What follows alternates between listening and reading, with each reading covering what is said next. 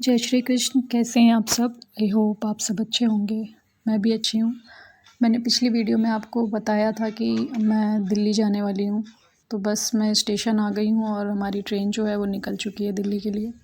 पिछली बार मैं बच्चों को लेकर के गई थी और इस बार मैं अकेले जा रही हूँ, क्योंकि एक काम था जो रुका हुआ था, जिसके लिए मुझे दोबारा आना पड़ा। तो बस वहाँ पहुँचकर बताती हूँ आपको। आगे वीडियो में बने रहिएगा, आपको पता चल जाएगा मैं किस काम के लिए यहाँ पर आई हूँ। ये दिल्ली स्टेशन से बस मैं जहाँ पर रुकी हुई थी वहाँ के लिए निकल गई हूँ, क्योंकि ट्रेन लेट थी। तो अभी यूनिट जाने से कुछ भी फ़ायदा नहीं होगा। मुझे ब्रिगेडियर साहब से मिलना था, तो इस टाइम मैं उनसे नहीं मिल पाती, इसलिए फिर मैं वहाँ नहीं गई। नेक्स्ट डे मैं वहाँ पर गई हुई थी, बट उस समय भी मुलाकात नहीं हो पाई।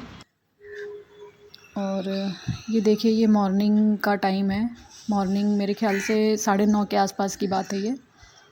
नहीं। जय श्री कृष्ण। कैसे हैं आप सब? आई होप आप सब अच्छे होंगे। और वीडियो की स्टार्टिंग देखकर आप समझ गए होंगे कि मैंने किस टॉपिक पे वीडियो डाली है। मैं जनवरी में गई थी दिल्ली। बहुत लेट मैं ये वीडियो डाल पा रही हूँ, क्योंकि वहाँ से आने के बाद फिर मेरी फरवरी में पेसी भी थी, और उसके बाद फिर बच्चों के एग्ज़ाम भी स्टार्ट हो गए थे, तो टाइम नहीं निकल पा रहा था कि ये सब कर पाऊँ मैं। लेकिन ये वीडियो डालना इसलिए ज़रूरी है क्योंकि मैंने स्टार्टिंग में जो 2 वीडियो डाली थी आपको बताया था कि उन्होंने क्या किया है, कैसे किया है। तो मैं चाहती हूँ कि आगे भी आपको पता होना चाहिए, क्योंकि ऐसे बहुत से लोग हैं जिनके साथ इस तरीके के धोखे होते रहते हैं।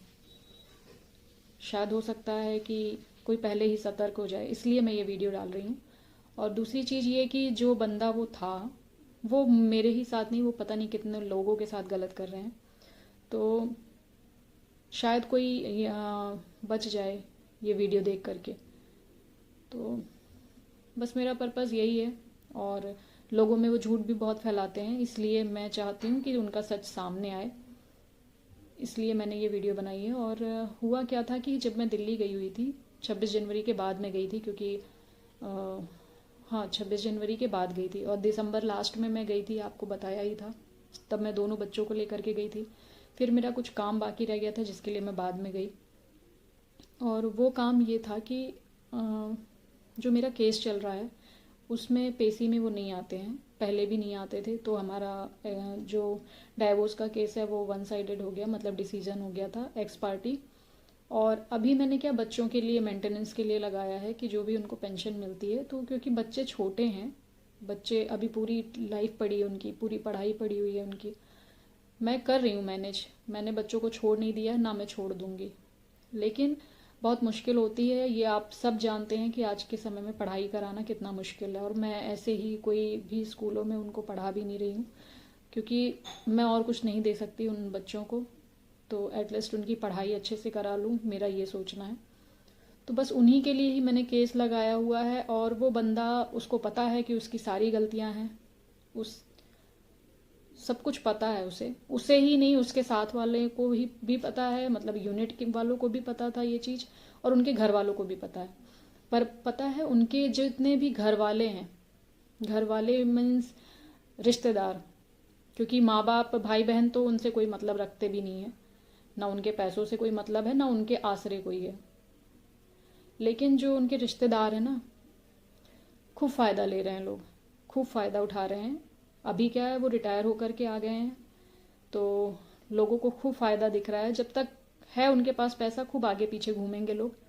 लेकिन एक चीज़ ये भी बता रही हूँ कि किसी के बच्चों का हक जो भी खाएगा, भगवान उसका हिसाब ज़रूर करेगा।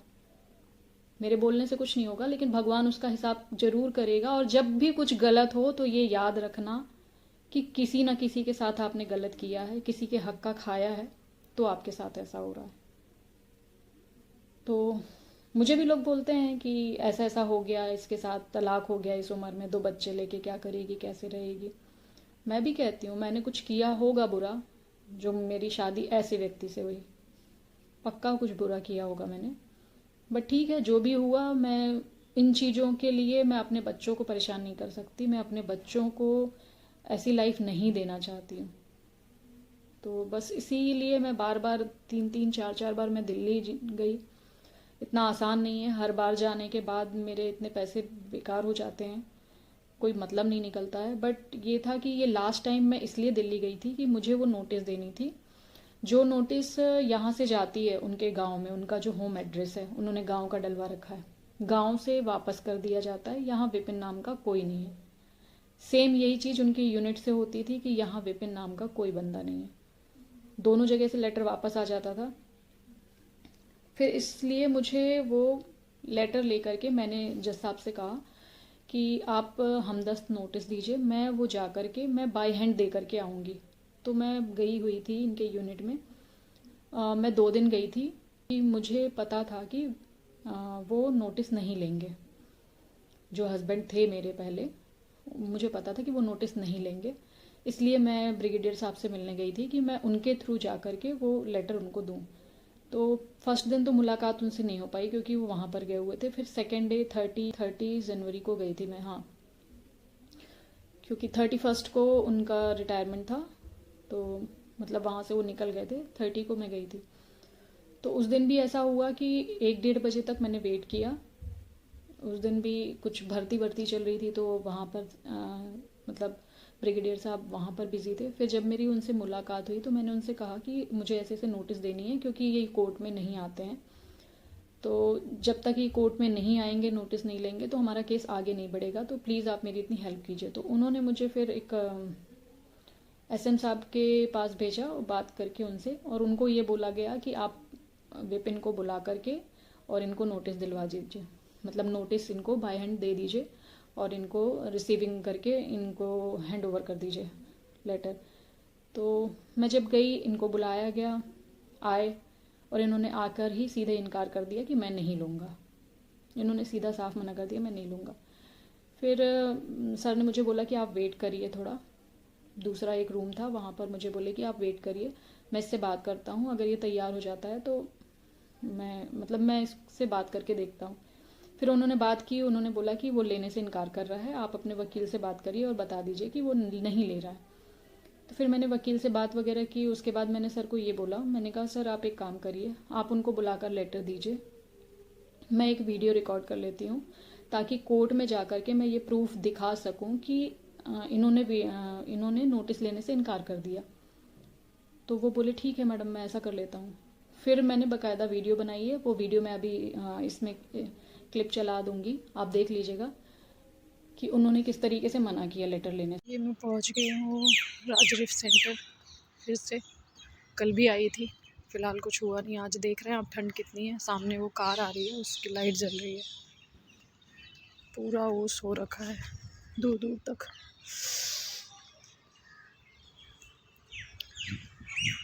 देखते हैं क्या होता है।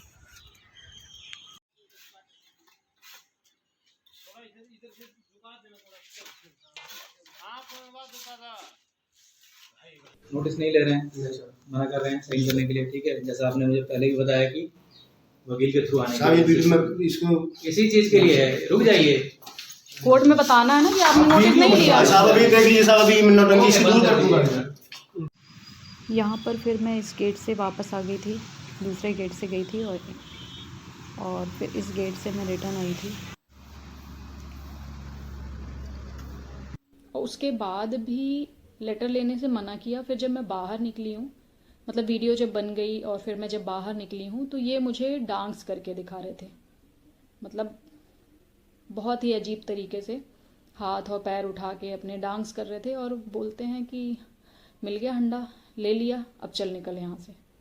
ये इनकी लैंग्वेज थी। उस वक्त मैं वीडियो नहीं बना पाई क्योंकि मुझे नहीं पता था कि ये बाहर भी अभी इस तरीके की हरकत करेगा, तो मेरा कैमरा ऑन नहीं था। फिर मैं रोते हुए बाहर आई। रोते हुए इसलिए आई कि मुझे ये लगता है कि इतना गलत क्यों हो रहा है, क्यों हो रहा है, क्योंकि भाई गलतियां तो उन्होंने की, नई नई औरतों का, नई नई लड़कियों का शौक उनको था, तो फिर गलत मेरे साथ या मेरे बच्चों के साथ क्यों हो रहा है। ठीक है, कोर्ट में केस भी चल रहा है, कोर्ट में केस भी चल रहा है, और दूसरी चीज़, मैं कानून इतना कमज़ोर है, मुझे नहीं, मतलब सुना था, लोगों से सुना था, पर मुझे नहीं पता था। अब जब मैं जाती हूँ, जितनी बार मैं पेशी में जाती हूँ ना, उतनी बार ऐसा है कि मेरे आंसू बहते हैं वहाँ पे। मुझे अजीब लगता है, मुझे कोई शौक़ नहीं है ये सब करने का। और मैंने वैसे भी तलाक दे दिया, मुझे इतना कुछ चाहिए होता या मतलब इनसे फ़ायदा ही लेना होता तो मैं किसी तरीके से एडजस्ट करके रह लेती। एडजस्ट करके मतलब फ़ायदा लेती, जैसे आज इनके रिश्तेदार ले रहे हैं, तो मैं उस तरीके से नहीं रह सकती थी। मुझे ऐसा पति नहीं चाहिए जो घर में बीवी रखे और बाहर 10 जगह जाए। मुझे नहीं रहना था ऐसे आदमी के साथ। बस इसीलिए मैंने छोड़ दिया। और बच्चों का हक मैं नहीं छोड़ूंगी, मुझे जहाँ तक जाना होगा वहाँ तक जाऊंगी। और अब मेरा अगला कदम ये होगा कि मैं जो यूपी के सीएम हैं योगी आदित्यनाथ जी, मैं उनको भी लेटर लिखूंगी अब, क्योंकि मेरा कोर्ट से भी कुछ नहीं हो रहा है। और वो व्यक्ति बच्चों के लिए 1 रुपया नहीं दे सकता, बट कोर्ट में पैसे बर्बाद कर रहा है। वो अपने वकील को अच्छे से भर रहा है पर बच्चों को नहीं दे सकता। और यूनिट में जब मैं गई हुई थी लास्ट टाइम, तो उन्होंने अपने रिश्तेदारों में कॉल करके ये बोला, आई थी यहाँ बैठ के पैसे मांग रही थी, रो रही थी कि मुझे 25 लाख दे दो, मैं कहाँ जाऊँगी, मैं मर जाऊँगी, मैं 2 बच्चे लेकर के कहाँ जाऊँगी, कहाँ रहूँगी। तो हाथ पैर जोड़ रही थी, इसको भगा दिया मैंने कहा चल भाग यहाँ से। और मेरे अफसर ने भी बोला तुम निकलो यहाँ से। तो ऐसा कुछ हुआ नहीं था, मेरे पास प्रूफ है वीडियो रिकॉर्डिंग का। और उन्होंने मुझे कॉल भी किया था जब मैं यूनिट से जैसे ही निकली हूँ। उन्होंने मुझे कॉल किया था, वो कॉल रिकॉर्ड है मेरे पास। मैं जब यूनिट से चली गई थी और जब ये डांस करके मुझे चिढ़ा रहे थे, तो उसके बाद जब मैं घर गई हूँ थोड़ी देर बाद 1 घंटे बाद इनका कॉल आया। और बहुत ही गंदे तरीके से इन्होंने मुझे मतलब चिढ़ाते हुए बोला। मैं सुना रही हूँ आपको। हेलो हेलो हेलो, मेरे छोटे छोटे बच्चे, मैं मर जाऊंगी। तुम पागल हो गए हो, पागल कुत्ते की तरह ऐसे ही पगलाओगे। हेलो, हाँ मैंने कहा पागल कुत्ते की तरह अब ऐसे ही पगलाओगे।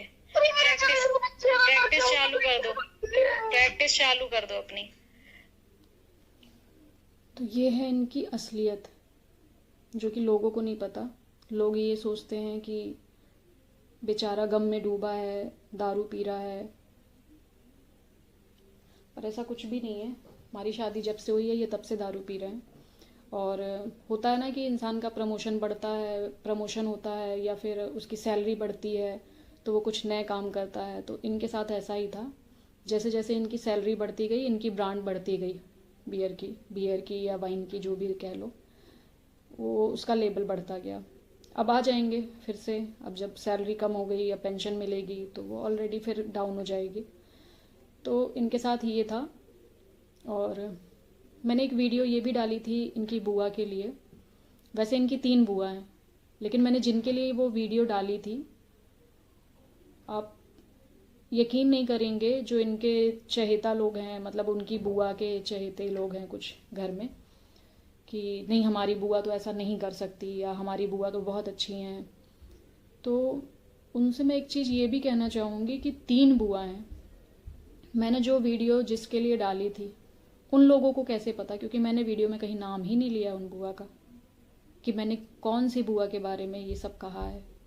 उन लोगों का कहना है कि मतलब हमारी बुआ ऐसी है ही नहीं, हमारी बुआ के बारे में ऐसा कैसे बोल दिया, ऐसा कैसे कह दिया। तो मैं ये पूछना चाहती हूँ कि जब आपकी बुआ ऐसी है भी नहीं और आपकी 3 बुआ हैं, तो आप लोगों को क्यों लगता है कि मैंने वही बुआ के बारे में डाला है जिसके बारे में आप लोगों ने समझा है, और बिल्कुल सही समझा है। जिसके बारे में भी आप लोगों ने समझा है बिल्कुल सही समझा है।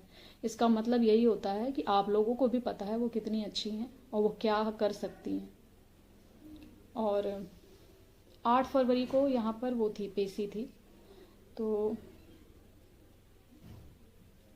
वो लास्ट पेशी थी। लास्ट पेशी मीन्स जो मैंने बच्चों की मेंटेनेंस के लिए लगाया है केस, उसमें ये था कि अंतिम अवसर था इनका, मतलब जो बच्चों के पिताजी हैं उनका अंतिम अवसर था गवाही का।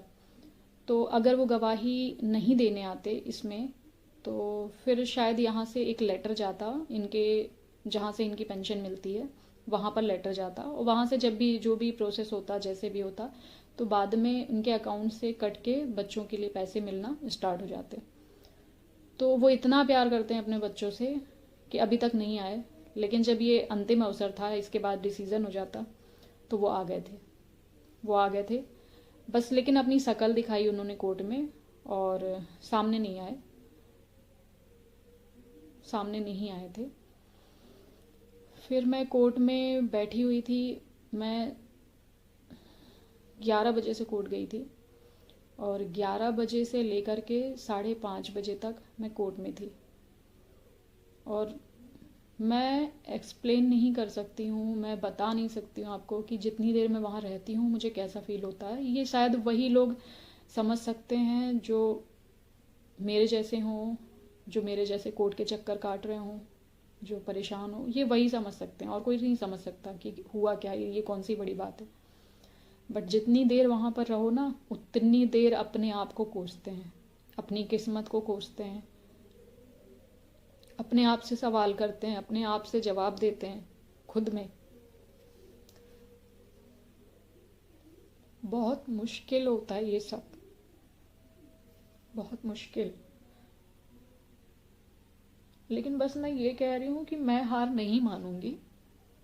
हाँ, मैं कमज़ोर भी हूँ, कमज़ोर अपने लिए हूँ, बच्चों के लिए मैं नहीं हूँ कमज़ोर। मैं अपने बच्चे अकेले पाल सकती हूँ। लेकिन हाँ, ये भी है, इनकी बुआ का कहना है कि पैसे क्यों मांगती है, जब इतना कुछ है तो कर ले, खुद कर ले। तो भाई, बच्चे ऐसे ही नहीं आ गए हैं, बच्चे कहीं से पकड़ के नहीं लाए हैं, बच्चे उसके ही हैं, तो देना पड़ेगा। और चाहे जैसे दें, और मुझे जहाँ तक जाना पड़ेगा। अभी तक तो यूनिट हो रहा था और उनका कहना था कि मैं एक बार यूनिट से निकल जाऊँ, मेरी एक बार रिटायरमेंट हो जाए, उसके बाद देखता हूँ ये क्या कर लेती है। तो नहीं, अभी भी मैं शांत नहीं रहूँगी। अगर तुमने शांति से पैसे दे दिए बच्चों के लिए, शांति से अगर मान लेते हो, केस को सॉल्व कर लेते हो, तो बहुत अच्छी बात है। नहीं तो मुझे जहाँ तक जाना पड़ेगा मैं वहाँ तक जाऊँगी। जिस दिन कोर्ट में पेशी थी, उस दिन इनके वकील का फ़ोन आया था मेरे वकील के पास। इस बार उन्होंने दूसरा वकील किया। मेरे वकील के पास कॉल आया था कि आप केस मतलब पेशी आगे बढ़वा दीजिए, और वो पैसे देने के लिए तैयार है बच्चों के लिए। वो पैसे लेकर के आया है और बैठ के हम लोग बात कर लेते हैं। तो फिर हमारे वकील ने सीधा उनसे ये कहा कि अभी तक वो बंदा एक भी पेशी में नहीं आया है, हम कैसे यकीन कर लें। और दूसरी बात ये कि केस चल किस लिए रहा है, इसीलिए कि बच्चों के लिए पैसे चाहिए उसे, बच्चों के लिए मेंटेनेंस मांगा है उसने। तो अगर वो बंदा देने के लिए तैयार है तो केस को आगे क्यों बढ़ाना है? आप केस को ख़त्म कर दो। वो जो भी उसको जो भी देना है, जैसे भी देना है, जितना भी देना है, वो कोर्ट में पेश हो और दे, बात कर ले, केस ही ख़त्म कर दे। केस पेशी क्यों आगे बढ़ानी है? तो हमारे वकील ने जब ये कहा तो वो फिर मना कर दिया उन लोगों ने, क्योंकि उन लोगों का इरादा है ही नहीं पैसे देने का, मतलब उनके वकील का या इनका कह लो।